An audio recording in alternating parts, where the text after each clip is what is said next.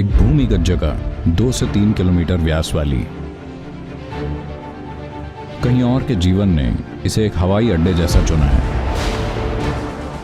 पैर से नाभि तक वो एक पूरे विकसित आदमी जैसा है, पर इसके ऊपर वो पूरा पारभासक है।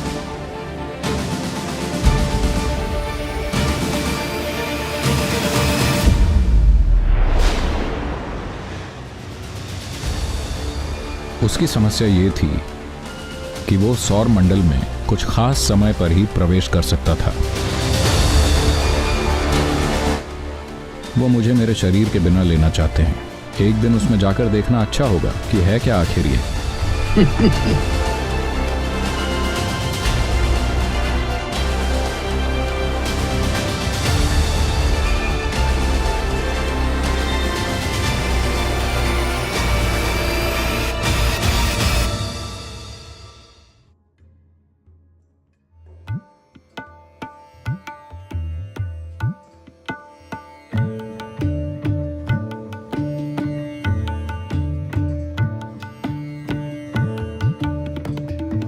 यहां से जो भी मैं कहने वाला हूं वो बस एक अनुमान और पौराणिक कथा है। हम इनमें से किसी के बारे में भी 100% श्योर नहीं हैं। हम बस इसे ध्यान से देख रहे हैं।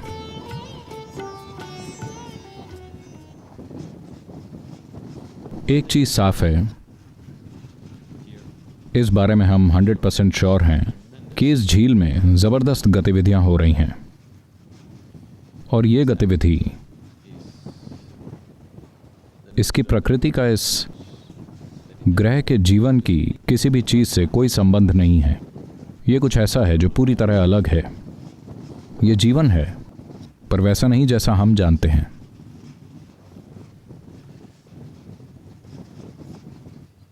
मैं मानसरोवर को आध्यात्मिक जगह नहीं कहूंगा, क्योंकि अध्यात्म इंसानों में से होता है। ये जीव, अगर हम उन्हें यह नाम दे सकें, मुझे नहीं पता कि उन्हें क्या कहना चाहिए, जीव या चीज़ें या प्राणी या कुछ और। हमारे पास उन चीज़ों या घटनाओं के लिए कोई शब्द नहीं है जो हमारे अनुभव क्षेत्र में नहीं है। जिसे हम जीवन समझते हैं, उनका उसकी किसी भी चीज़ से ताल्लुक नहीं है। तो अभी के लिए शब्द न मिलने की वजह से हम उन्हें जीव कहेंगे। उनकी प्रकृति का हम जो हैं, या कम से कम अभी जिस स्तर पर हैं, उससे कोई लेना देना नहीं है। तो वास्तव में ये एक आध्यात्मिक जगह नहीं है, पर किसी तरह कहीं और के जीवन ने इसे एक हवाई अड्डे जैसा चुना है। वो बस यहाँ लैंड और टेक ऑफ कर रहे हैं एक ज़बरदस्त गति के साथ। ये पागल कर देने वाला है। ये किसी भी तर्क में फिट नहीं बैठता।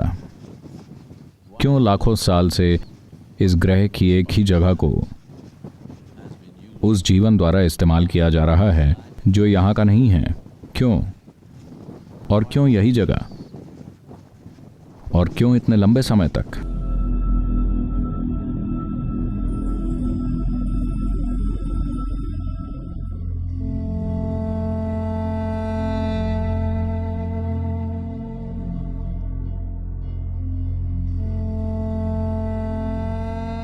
क्यों कैलाश को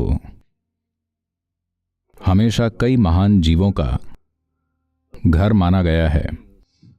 क्योंकि Because many great beings chose to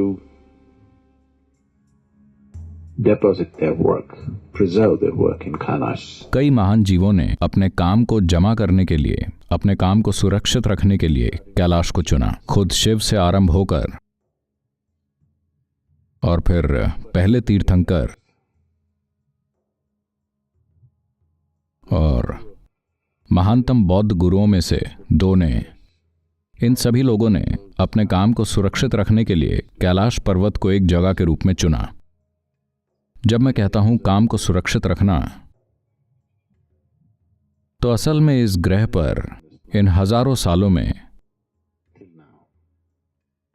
जितने भी दिव्यदर्शी हुए, उनमें से ज्यादातर को अपने आसपास के लोगों से अगर अपने काम का 1 या 2% भी बांटने का मौका मिला, तो वो भाग्यशाली हैं। अधिकतर को इतना करने को भी नहीं मिलता। तो उन्होंने इसे जमा करने के लिए हमेशा ऐसी जगह को चुना जहां पर लोगों का बहुत आवागमन न होता हो, पर जो जाने के इच्छुक हैं उनके लिए पहुंचने योग्य भी हो। तो कैलाश एक ऐसी जगह है। ये पूरी तरह से न पहुंचने योग्य नहीं है, पर यह इतनी कठिन भी है कि कई सारे लोग को हतोत्साहित करते। इस तरह की कई जगहें हैं, पर अगर जमा किए गए काम की मात्रा और विविधता की बात की जाए तो यही एक जगह है। तो इसलिए इसे शिव का घर कहते हैं। इसलिए नहीं कि आप कहीं चट्टान खोदें वो आपको वहां मिल जाए, बल्कि इसलिए क्योंकि वो सब कुछ जो वो जानते थे एक खास ऊर्जा रूप में वहां जमा किया हुआ है। तो उनके जीवन में से हमारे लिए जो भी मूल्यवान है वो सब कुछ यहां है। तो उस तरह से वो यहां जीवित हैं। वो आज भी यहां रह रहे हैं क्योंकि एक ऊर्जा के रूप में वो जीवित हैं। वहां कई जीव जीवित हैं, पर आपको इस बारे में कल्पना शुरू नहीं कर देनी चाहिए, क्योंकि पहली चीज जो लोगों के साथ होती है जब वो कैलाश मानसरोवर आते हैं, वो ऊपर आकाश की ओर देखते हैं। देखो वहां शिव और पार्वती। बैल को मिस मत कर देना।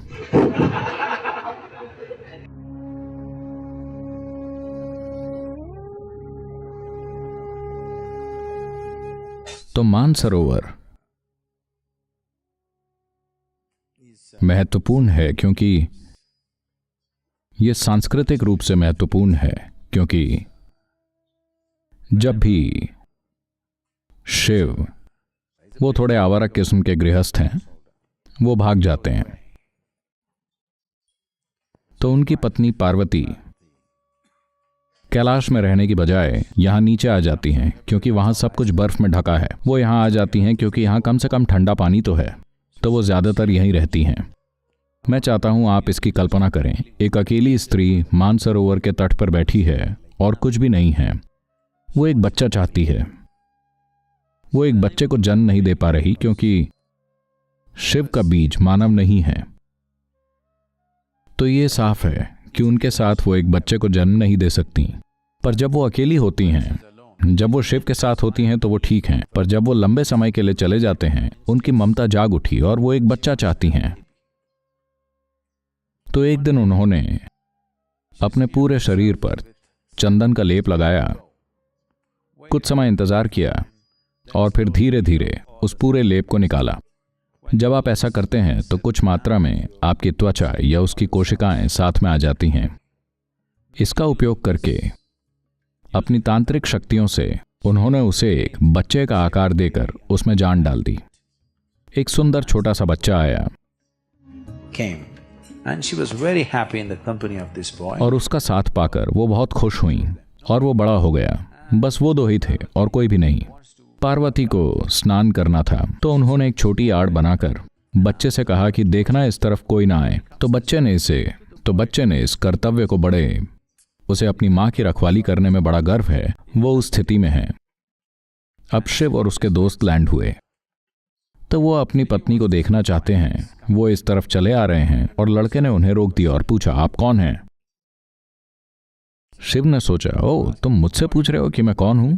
उसने अपनी तलवार के एक झटके से लड़के की गर्दन काट दी और पार्वती से मिलने चले गए। अपनी पत्नी को 12 साल बाद देखकर वो बहुत खुश हुए, पर पत्नी ने जब तलवार पर खून देखा और वो चिल्लाई और उन पर आतिशबाजी हुई। अब उन्हें नहीं पता कि क्या करें। उन्हें लगा 12 साल बाद उनका भव्य स्वागत होगा। यहां वो उन पर चिल्लाए जा रही हैं, आपको उसे वापस जीवित करना होगा। तो उन्होंने अपने आसपास देखा और गणों के लीडर से पूछा, क्या? उसने कहा, ठीक है। तो उन्होंने उसका सर काटकर बच्चे में लगा दिया, पहला हेड ट्रांसप्लांट। तो अब बच्चे का शरीर इंसान का है और सिर एक गण का, वो भी गणों के प्रमुख का सिर, और एक अंग है जिसमें हड्डी नहीं है, बिना हड्डी का अंग। तो वो गणपति बन गए, गणों के प्रमुख। फिर कहीं कुछ समय बाद तमिलनाडु के शिवकाशी के कलाकारों ने, क्योंकि उन्होंने कभी कोई गण नहीं देखा था और ये जगह हाथियों से भरी हुई थी, तो एक बिना हड्डी का अंग मतलब वो हाथी के अलावा कोई और कल्पना नहीं कर पाए। धीरे धीरे उन्होंने उनको एक हाथी बना दिया। पर वो जो भी करें, आज भी हर कोई उन्हें गणपति ही कहता है, कोई भी उन्हें गजपति नहीं कहता। ठीक है, वो गणपति हैं, वो गणों के राजा या लीडर या गणों के प्रमुख हैं।